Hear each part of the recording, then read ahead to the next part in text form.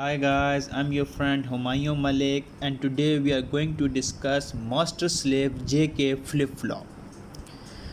Before going to discuss master slave JK flip flop, I suggest you guys that you should visit my previous lecture of JK flip flop because I'm not going to repeat the working of JK flip flop in our today's lecture. So first let me tell you that why we are using master slave JK flip flop. Basically, master slave JK flip flop is used to remove the race around condition in JK flip flop. Okay, first discuss the race around condition in JK flip flop. In the case of JK flip flop, when we have J and K is equal to 1 and if clock pulse is also equal to 1, for that case the Q output will toggle as long as the clock is high or clock is equals to 1. Or we can say that if clock is equals to 1, the output will continuously change from 1 to 0 and 0 to 1. This condition is known as toggle condition, and which makes the output of the flip-flop unstable or uncertain. This condition is known as race around condition, and master slave JK flip-flop is used to remove the race around condition in JK flip-flop. Okay, now let's discuss the master slave JK flip flop and its construction.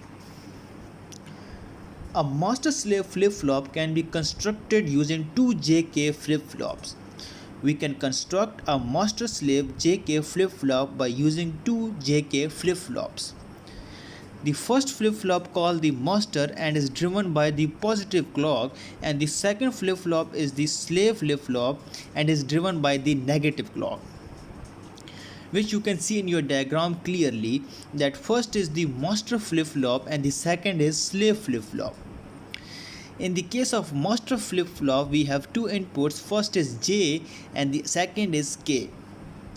In this case we have denoted the clock pulse by an arrow, and at the output we have two outputs, first is normal and the second is inverted output.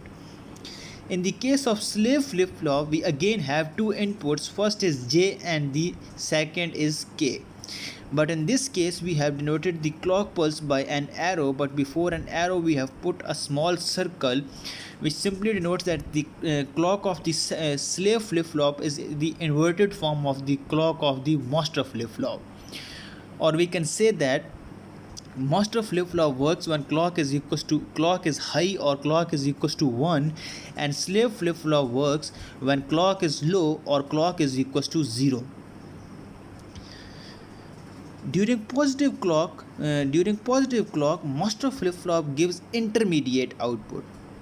Here intermediate output means that at the output if Q is equals to 1, then Q bar must be equals to 0, or Q is equals to 0, then in that case Q bar must be equals to 1. This denotes the intermediate output of the master flip flop. But in this case slave flip flop does not respond, because we know that the slave flip flop work when the clock is low, but in this case clock is high, or we can say that clock is equals to 1. And during negative clock, slave flip flop is in active form and it copies the previous output of the master flip flop and produce the final output. When our clock is low or clock is equals to 0, then the slave flip flop will be active and it simply copies the output of the master flip flop, which are Q and Q bar, and produces its own output, which are Q and Q bar. The first is the normal output, and the second is the inverted output.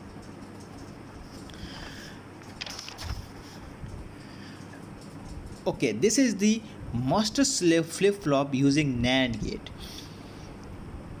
In first portion we have master flip flop, in which we have 4 gates, first, second, third and fourth, and in the second block we have slave flip flop, in which we have 4 gates, 5, 6, 7 and 8.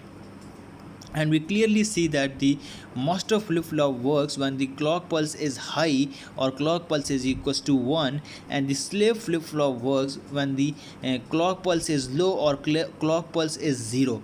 And we have converted the clock pulse from high to low by an inverter denoted by the gate which we have named the ninth gate. So this is the diagram of the master slave flip-flop using NAND gates. Hope this is clear to you.